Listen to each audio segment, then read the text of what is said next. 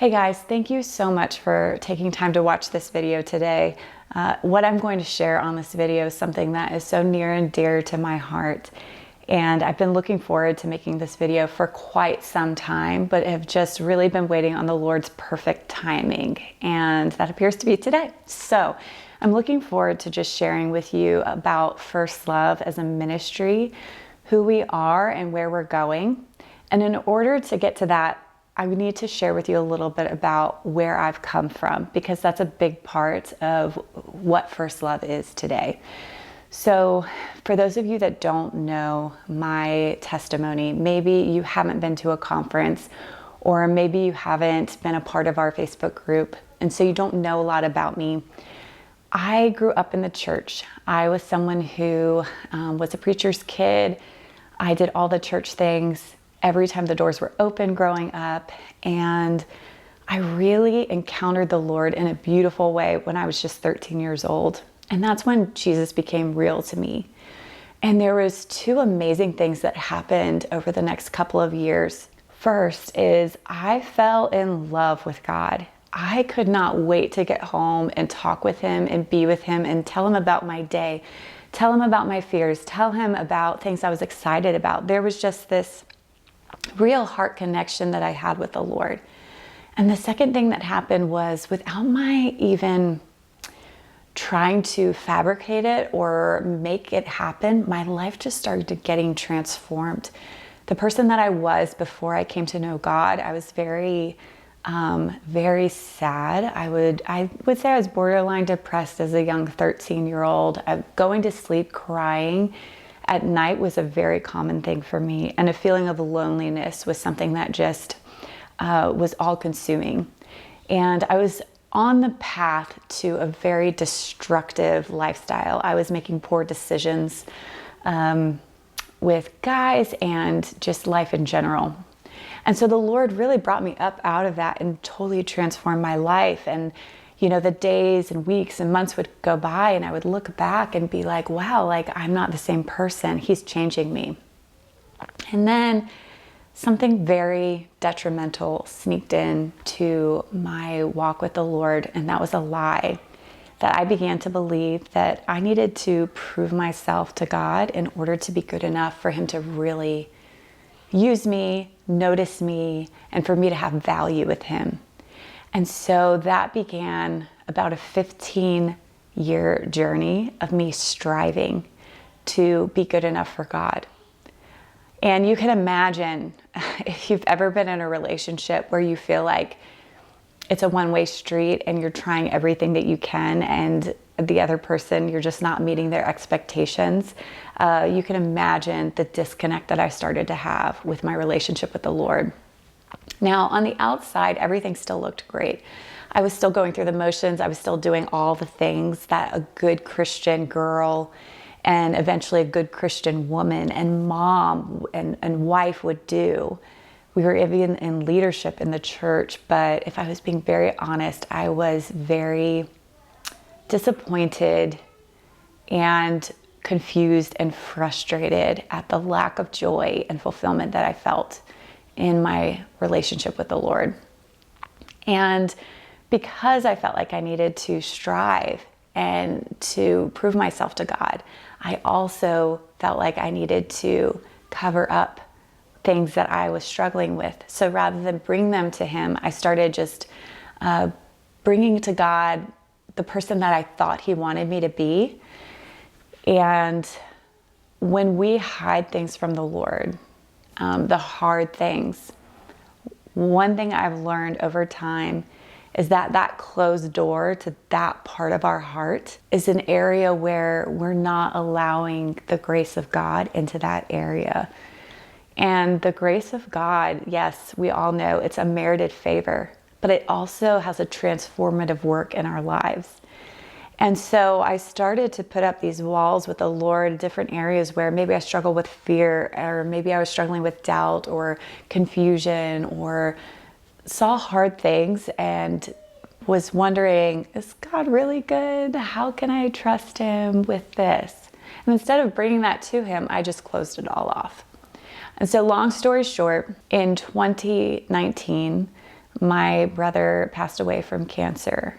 And that was the start of a very big spiral. All of the lies I had believed, all of the fears, all of the unaddressed issues that I had been carrying on my own, because after all, I couldn't take those to God because then he would think I was a failure.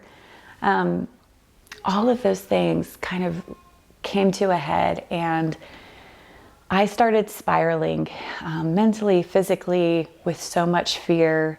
I was checking my pulse multiple times a day, scared that I was going to die. I had no reason to die. There was nothing wrong with me, but just so consumed with fear. And eventually my body started to also react to that fear. I started having heart palpitations all the time, sometimes every third or fourth heartbeat. It was terrifying. And I actually recorded my first YouTube video. I shared about that experience, and I shared that experience. That YouTube video was back in 2020, so it's been almost 4 years since I did that video. And guys, if you go back and watch that video, which is not a promo to go back and watch it, it's very raw. But if you go back and watch it, or you did watch it when I released it, the very first one, I want to just give a testimony that I am so healthy now.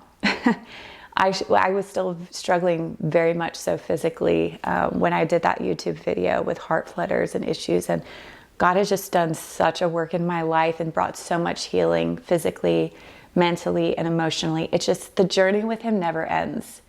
And so anyway, long story short, I started spiraling. And that is when I came to the Lord. I laid it all out before him. And I said, God, I don't trust you. And I want to trust you, but I can't make myself. And I said, you're the only one that can help me trust you again. And just like that, over the next several weeks, the grace of God just started flooding those areas of my heart that I had closed off because I had invited him into those dark places. And God very quickly, over the next several weeks, took me and drew me in back into restoring this heart connection that I had had with him at the first. And that's what led me to freedom. That's what led me to peace and joy and fulfillment in my relationship with him.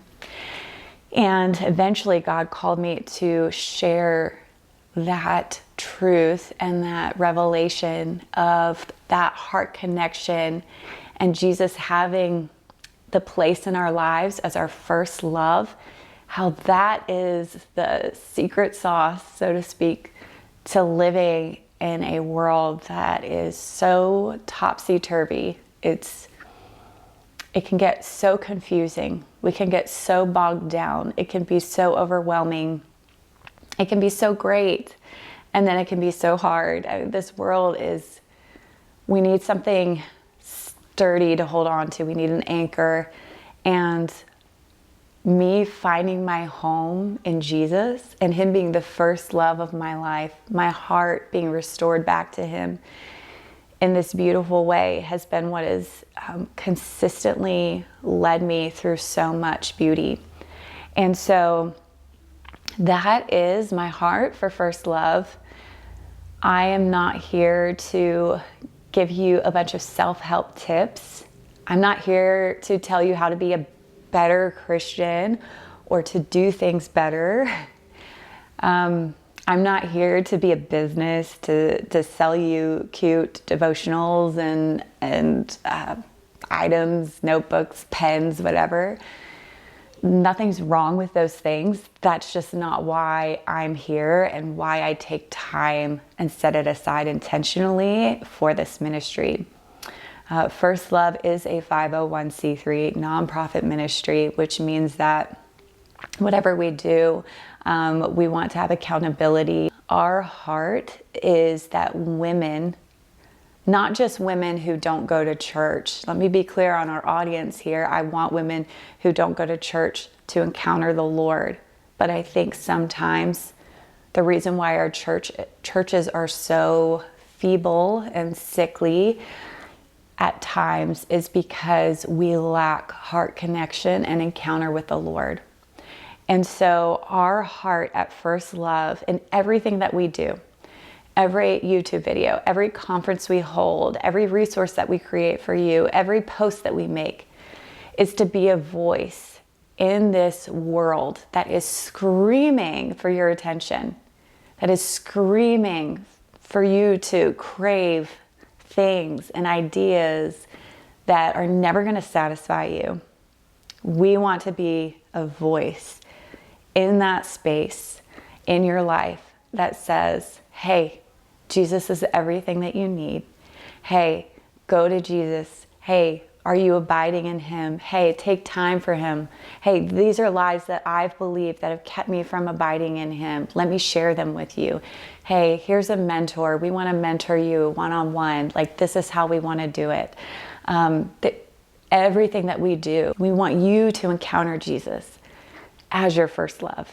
And so that's why we're here. And I'm excited for the time to come. We have so much coming about, and there's so much that I want to share, but I will hold back, and we will be sharing more soon. If you want to stay in the loop on what we're doing and the things that we have planned for the coming year, please go to firstlovewomen.com and make sure to join our email list, and we'll keep you in the loop. All right, guys, I pray you have a blessed year, and I'm looking forward to what is to come.